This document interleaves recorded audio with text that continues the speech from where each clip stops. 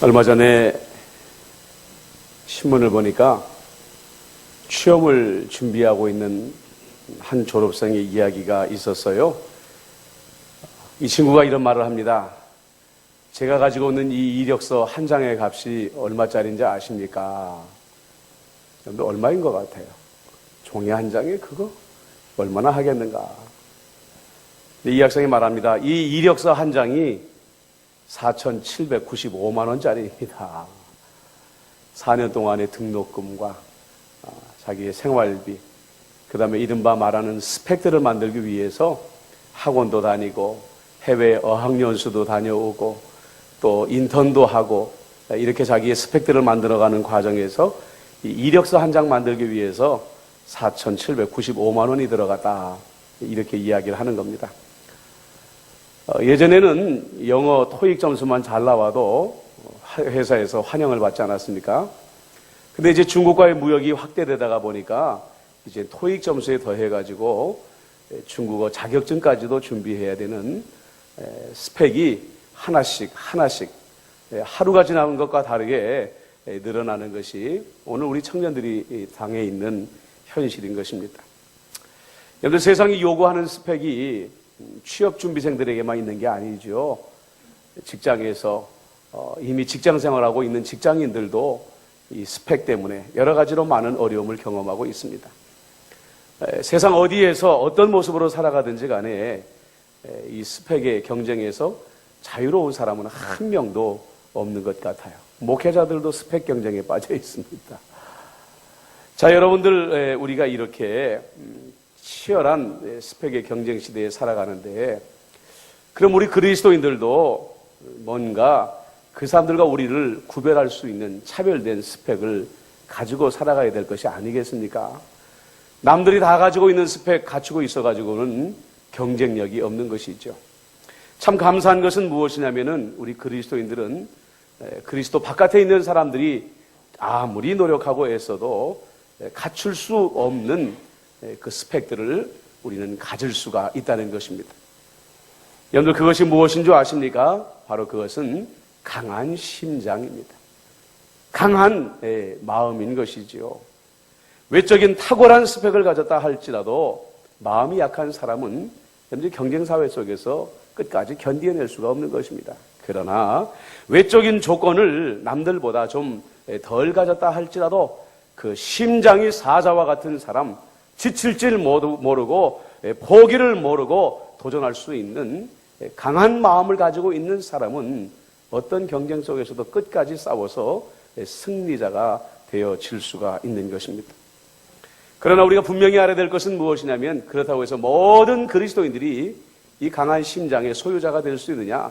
또 사실 그렇지도 않다는 것입니다. 그리스도께서 우리에게 주시고자 하는 그 은혜를 받아들일 준비가 되어 있는 사람들만이 그 강한 심장, 강한 마음을 가지고 세상 속에서 승리할 수가 있다는 것이죠. 자, 그렇다고 한다면 어떻게 해야 우리는 이 강한 심장을 가진 소유자가 되어질 수 있겠는가? 먼저 여러분들 보십시오. 우리가 준비해야 될 것이 있습니다. 우리가 강한 심장을 말하기 전에 준비해야 될 것이 있는데, 그것은 지금 내가 도전해야 될 대상이, 그리고 이겨야 될 대상이 내가 반드시 이기지 않으면 안 되는 대상인가, 아니면 져도 되는 대상인가, 이것을 분명히 해야만 한다는 것입니다. 여러분, 우리가 성경에 대해서 오해하고 있는 여러 가지 것들이 있는데, 그 중에 한 가지가 뭔지 아십니까? 성경은 모든 그리스도인들이 모든 싸움에서 다 승리해야 된다라고 가르치고 있다는 것입니다. 여러분들, 이것은 잘못된 것입니다. 성경은요, 져도 되는 싸움이 있다라고 가르치고 있고요, 또 어떤 경우에는 반드시 져야 되는 싸움도 있다라는 것을 가르치고 있고요, 또 마지막으로는 뭡니까? 정말 우리가 아는 것처럼 절대로 져서는, 굴복해서는 안 되는 싸움이 있다, 이렇게 우리에게 말하고 있다는 거예요. 하물며 여러분들 예수님의 말씀을 보면, 누가복음 14장에 보면은요, 예수님이 전쟁에 대한 이야기를 하십니다. 자, 보자. 너희들에게 1만 명의 군사가 있다고 하자. 그런데 너희가 지금 싸워야 될 적군은 지금 2만 명의 군사를 끌고 너와 싸우기 위해 온다고 하자. 자, 어떻게 해야 되겠느냐? 예수님께서 물으시고 예수님이 답을 하시는데 우리는 어떤 기대를 가집니까?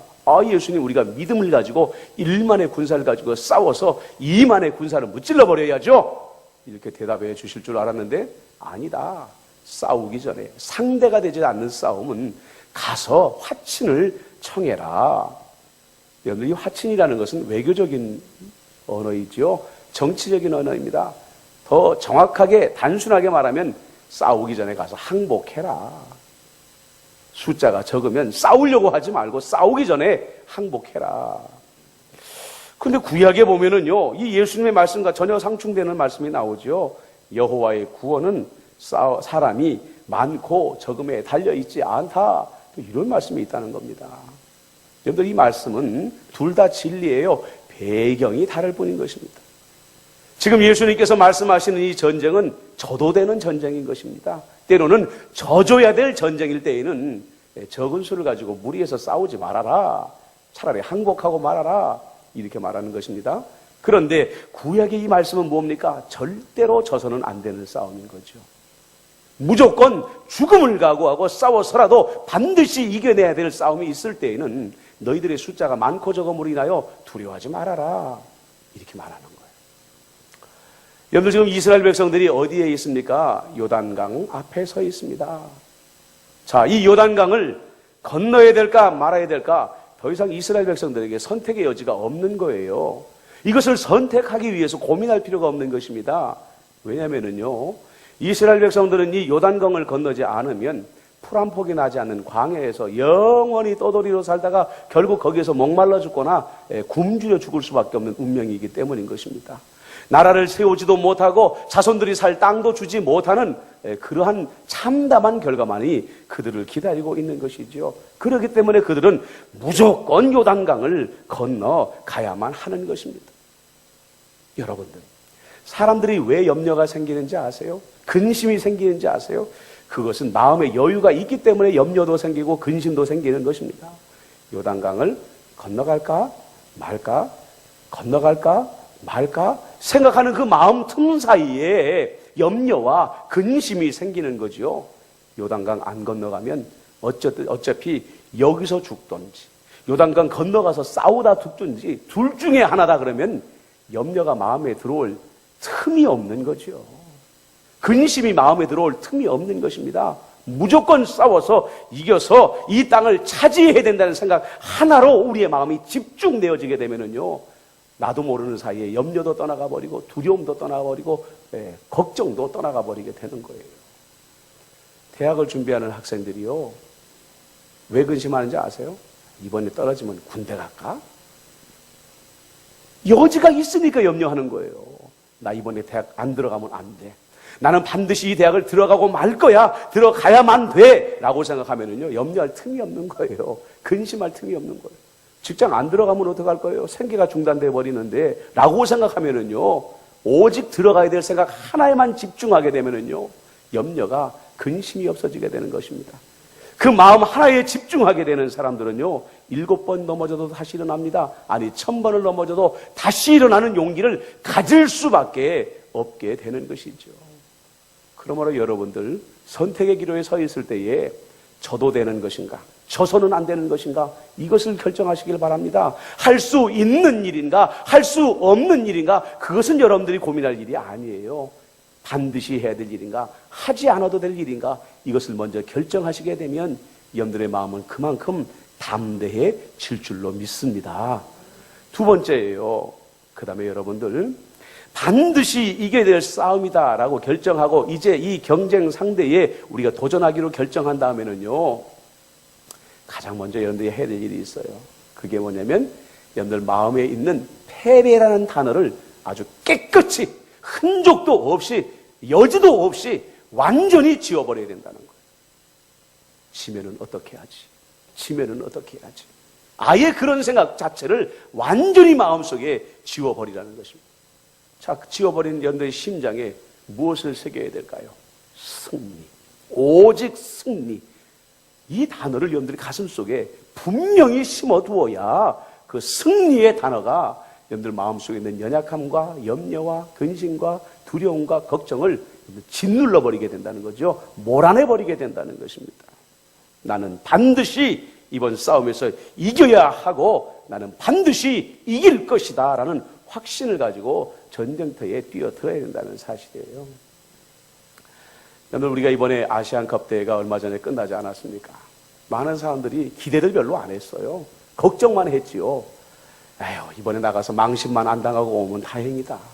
일본이 지금 실력이 일취월장해가지고 지금 펄펄 날아다니고 있는데 일본하고 붙었다가 망신만 당하고 뭐 어떡하나.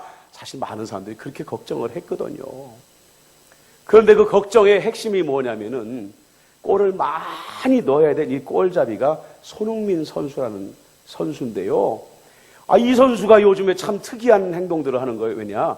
해외에 있는 자기 소속팀에서는 말 그대로 정말 펄펄 날아다니고 골도 잘 집어넣어가지고 팬들에게 박수를 많이 받고 있는데 국가대표 태극마크를 달고 A매치에 나가기만 하는 골을 못 집어넣는 거예요.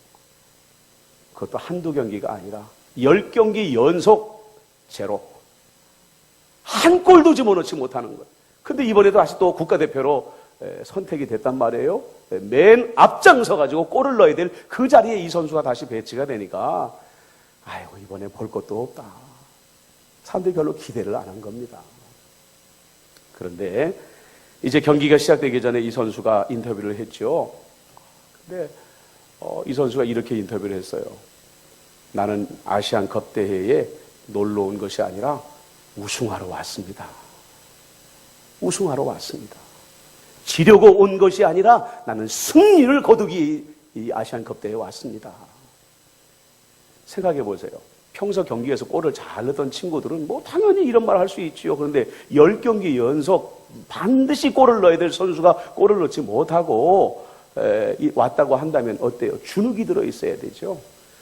뭐 그저 열심히 뛰어보겠습니다. 최선을 다해 보겠습니다. 뭐 결과는 하늘에 맡기겠습니다. 이렇게 말해야 되는데 너무 당당한 거예요. 나는 놀러 오지 않았습니다. 이기러 왔습니다. 우승하러 왔습니다. 여러분들 보세요. 마음의 태도가 달라지니까 10경기 연속 골을 못 넣었던 선수가 골을 집어넣어가지고 예선에서 탈락할 거다라고 생각했는데 결승전까지 갔잖아요. 결승전에서 그냥 결승골 넣어버렸으면 완전히 영웅이 됐을 텐데 이 예수 믿는 친구라 또 너무 교만해질까 봐서 그냥 하나님이 그 정도로 거기까지만 하셨나 봐요. 보십시오 여러분들. 이번에도 할 수 있겠어? 10경기 못 넣었는데 이번에 넣겠어? 그럼 못 넣을 거예요. 나는 우승하러 왔습니다. 내 가슴엔 패배가 없습니다. 내 심장에 패배라는 단어는 없습니다. 나는 우승할 겁니다. 승리할 것입니다. 라는 결단이 이 선수로 하여금 이런 놀라운 결과를 가져오게 했다는 것입니다. 여러분들, 저는 여러분들에게요, 자기 체면을 걸라고 말하는 게 아니에요. 패배는 잊어버려야지, 승리만 생각해야지, 패배는 잊어버려야지, 승리만 생각해야지. 이건 교회 바깥에 있는 사람들도 얼마든지 하는 거예요. 우리가 승리를 확신하는 근거는 그것이 아닙니다. 그것은 지금 내가 누구와 함께 있느냐, 지금 내 안에 누가 계시느냐, 그 믿음을 가지고 그것을 근거 삼아 승리를 확신하라는 것입니다. 여러분들 6절 말씀을 한번 같이 읽어볼까요? 시작. 너희는 강하고 담대하라. 두려워하지 말아라. 그들 앞에서 떨지 말라. 이는 내 하나님 여호와 그가 너와 함께 가시며 결코 너를 떠나지 아니하시며 버리지 아니하실 것입니다. 이 말씀 보세요. 얼마나 재밌는지 아세요? 앞에서는 세 가지를 말합니다. 강하고 담대하라. 두려워하지 말라. 그들 앞에서 떨지 말라. 이렇게 말합니다. 그리고요, 그 조건 하나씩 제시합니다. 왜냐? 하나님이 너와 함께 가신다. 하나님이 너를 떠나지 않는다. 하나님이 너를 버리지 않는다. 그러니까 두려워하지 말아라. 강하고 담대하라. 떨지 말아라. 강한 무릎을 가지고, 강한 허리를 가지고, 강한 심장을 가지고 원수의 적진으로 뛰어들어라. 이렇게 말한다는 거예요. 우리 하나님이 어떤 하나님입니까? 온 우주 만물을 말씀으로 창조하신 하나님입니다. 졸지도 아니하시고 주무시도 아니하시고 내 백성을 지키기 위해서는 자기의 아들까지도 아낌없이 내어주시는 이가 우리 하나님이신데 그 하나님이 나와 함께 달리시겠다고 말씀하십니다. 우리가 아무리 참담한 적진에 뛰어들어도 하나님이 나와 싸워주시고 나를 지키시고 나를 붙드시고 절대로 나를 버리지 아니하시겠다. 이렇게 말씀하시는 것입니다. 여러분들 이 하나님을 신뢰하시고 심장에 승리를 새기시고 원수의 적진을 향하여 뛰어드시기를 바랍니다. 믿는 대로 될 줄로 믿습니다. 마지막입니다. 에베소서 3장 16절 저희가 말씀을 읽었죠. 그의 영광의 풍성함을 따라 그의 성령으로 말미암아 너희 속사람을 능력으로 강건하게 하시오며. 제가 참 좋아하는 말씀이죠. 여러분들 자주 들으셨을 것입니다. 바울은 지금 에베소에 있는 교회의 성도들, 영적인 자녀와도 같은 그들을 위해서 기도하는데 다른 기도가 아니라 그들의 속사람을 강하게 해주세요. 오늘 말씀을 표현을 빌려보자면은 그들의 심장을 강하게 해주세요. 그들의 마음을 강하게 해주세요. 핍박과 환난으로 말미암아 심장이 쪼그라들고 위축되어져 있고 로마의 군인들만 보면 벌벌 떨고 있는 아버지 하나님, 그 에베소의 성도들의 심장을 사자의 심장 같게 해주세요. 이렇게 간절히 기도하고 있다는 거예요. 여러분들 이 말씀은 뭘 우리에게 가르쳐 줍니까? 우리가 강한 심장을 얻기 위해서는 마지막으로 준비해야 될 것이 있는데 그것은 기도라는 거예요. 기도라는 거예요. 기도 없이 강한 심장 없고 기도 없이 강한 마음도 없다. 바울이 그렇기 때문에 중보기도 하고 있는 거죠. 여러분들 위대한 철학자 키에르케고르를 아시죠? 몰라도 뭐 구원받는 데는 영향이 없긴 하죠. 근데 이분이 이런 말씀을 했어요.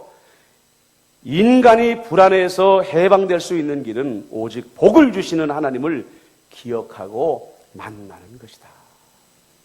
다시 말씀드릴까요? 인간이 불안해서 해방될 수 있는 길은 오직 복을 주시는 하나님을 기억하고 만나는 것이다. 생각해 보세요. 우리의 믿음이라는 게 도대체 뭡니까? 아까 말씀을 드린 것처럼 하나님이 나와 함께 계셔. 하나님이 나와 함께 계셔. 이렇게 자꾸만 그 말씀을 되뇌이면서 그냥 그런가 보다 살아가는 게 이게 믿음입니까? 아니에요. 진정한 믿음은 우리에게 복을 주시고 정말로 나와 함께 하시고 정말로 나를 지키시는 인격적인 하나님, 그 하나님을 인격적으로 교제할 수 있을 때에 반석같이 생기는 것이 바로 믿음이라는 거예요. 그 하나님을 우리가 어떻게 만납니까? 기도를 통해서만 만날 수 있다는 거예요. 기도를 통해서만 우리는 하나님을 인격적으로 만나고 그분의 호흡을 느끼고 그분의 손길을 느끼고 그분의 따뜻한 품, 그다음에 그분의 강력한 능력의 오른손을 우리는 기도를 통해서 반드시 경험할 수 있게 된다는 것이죠. 여러분들, 몸에만 근육이 있는 게 아닙니다.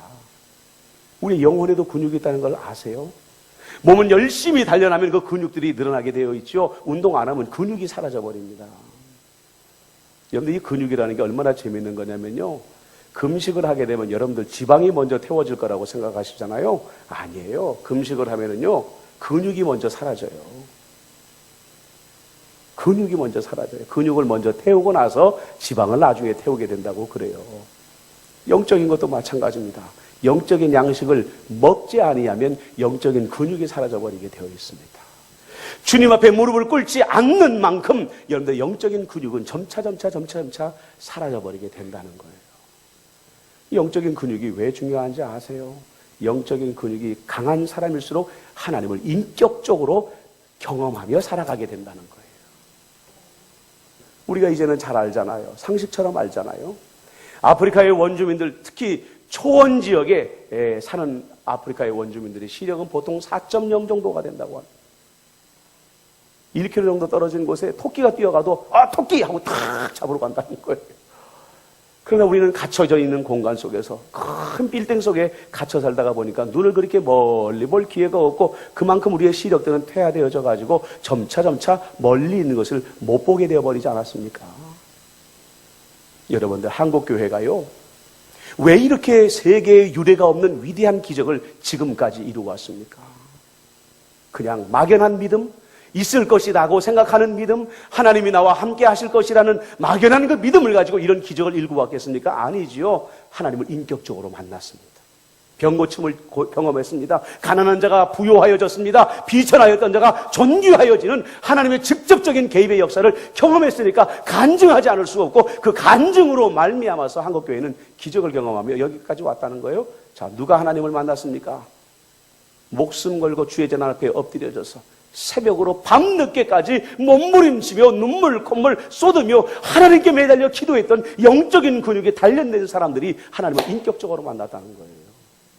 막연한 하나님이 아니라, 누가 믿는 하나님이 아니라, 아버지의 하나님이 아니라, 어머니의 하나님이 아니라, 할아버지 할머니의 하나님이 아니라 나의 하나님을 그 무릎의 기도를 통하여 그들은 경험하였기 때문에 그 하나님을 간증하지 않을 수가 없었다는 거예요. 여러분들, 이제는 세계의 기독교 학자들은 더 이상 한국을 주목하지 않습니다. 중국을 주목합니다. 10년 후에, 15년 후에 미국도 아니고 어떤 나라도 아니고 중국이 최대의 기독교 국가가 될 것이다. 대부분의 기독교 학자들이 그렇게 이야기하는 거예요. 왜요? 그들은 지금 기도하고 있습니다. 어떤 상황에서 기도하고 있는지 아십니까? 지금 이 중국이 많이 개방되어지고 민주화가 되어졌으니까 설마 아직도 기독교가 탄압받을 것인가? 여러분들 그렇게 생각하고 계시죠? 아닙니다. 아닙니다. 작년만 해도요, 그 지하교회 성도들이, 가정교회 성도들이 척한 정성, 그 사람들 얼마나 가난한지 몰라요. 여러분들, 중국에서 부자들은 극히 극소수입니다. 대부분의 사람들은 여전히 가난해요. 그런데 그 사람들이 그 정성 어린 헌금을 통해서 예배당을 건축해 놓으면요, 중국 당국이 가고 불도저로 다 밀어버립니다. 포크레를 가지고 완전히 가루를 만들어버립니다. 그리고 지금도 얼마나 많은 가정교회 지도자들이 끌려가가지고 혹독하게 고문을 당하고 여러분들 이름도 없이 사라져버리고 죽어가고 있는지 여러분들 알고 계십니까? 중국의 성도들은 그 가혹한 핍박 속에서 언제 끌려갈지 모르고 언제 매맞아 죽을지 모르는 그 가혹한 현실 속에서도 주님 앞에 무릎 꿇는 일을 멈추지 아니하고 있어요. 그러니까 중국 교회에서 얼마나 위대한 기적의 역사들이 지금 일어나고 있는지 아십니까? 그 기적을 간증하지 않을 수가 없는 거예요. 그러니까 그 복음이 지금 중국 전역을 향하여 아주 불길처럼 이 핍박 속에서도 번져가고 있더라는 거죠. 사랑하는 성도 여러분, 그렇습니다. 왜 저 사람은 하나님을 만나는데 하나님은 왜 나를 안 만나주실까? 그것은 하나님이 나를 안 만나주시는 것이 아니라 나를 찾아오시고 오늘 말씀처럼 나와 함께 계시고 나와 함께 가시고 나를 지켜주시는 하나님을 곁에 계셔도 내가 알지 못하는 것뿐이에요. 왜요? 영적인 근육이 무기력해져 버렸기 때문에 것입니다. 기도하지 않기 때문에 그래요. 내가 기도하고 이만하면 됐겠지 라고 생각하고 더 열심히 더 집중적으로 기도하지 못하기 때문에 우리는 주님을 인격적으로 만나지 못하고 있는 것뿐입니다. 주님은 지금도 만나고 계십니다. 지금도 여러분들 곁에 계십니다. 믿으십니까? 그분을 경험하시기를 주님의 이름으로 축복합니다. 그 기도가 여러분의 심장을 사자의 심장으로 만들어 주실 줄로 믿습니다. 말씀을 정리합니다. 우리 그리스도인들은요, 그리스도 바깥에 있는 사람들이 도무지 가질 수 없는 어마어마한 스펙을 갖출 수 있습니다. 강한 마음, 사자와 같은 심장. 그런데 여러분들, 이 심장을 가지기 위해서는 이 싸움을 이길 수 있을까? 이기지 못하면 어떨까? 그렇게 생각하면 안 되고요. 반드시 이겨야 된다, 이길 것이다 라는 승리의 확신을 가지고 우리는 싸워야 되는 것이고요. 마지막으로 우리는 끊임없는 기도를 통하여 영적인 근육을 만들어서 주님과 교제하며 살아가야 됩니다. 그랬을 때 우리는 사자의 심장을 가지고 세상 어디에서 누구를 만나더라도 지지 아니하고 물러서지 아니하는 늘 승리하는 그런 힘 있는 그리스도인들이 되어질 줄로 믿습니다. 아멘. 우리 이 시간에 잠깐만 한번 기도하십시다. 하나님, 넘어야 될 장벽은 많고 이겨야 될 경쟁자들은 너무 많은 이 세상 가운데에서 남들이 다 가지고 있는 스펙 가지고 그들과 싸우려고 하지 말고 하나님, 우리 그리스도인들이 많이 가질 수 있는 사자의 심장을 내게 주시옵소서. 강하고 담대하여 뒤로 물러서지 아니하며 패배를 모르며 앞으로 전진할 수 있는 그런 승리를 우리에게 주시옵소서. 우리 다 같이 한 목소리로 마음속으로 기도하도록 하겠습니다. 기도합니다.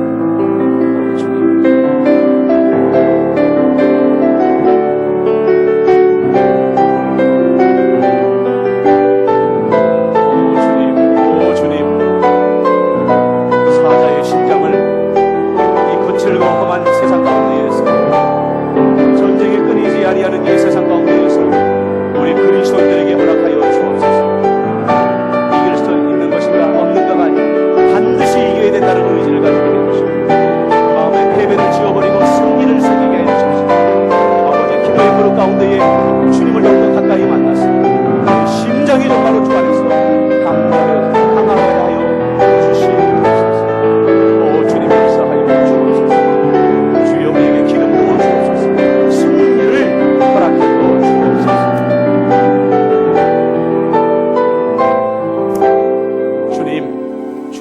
주시는 마음은 두려워하는 마음이 아니라고 했습니다. 우리에게 사자의 심장을 주옵소서.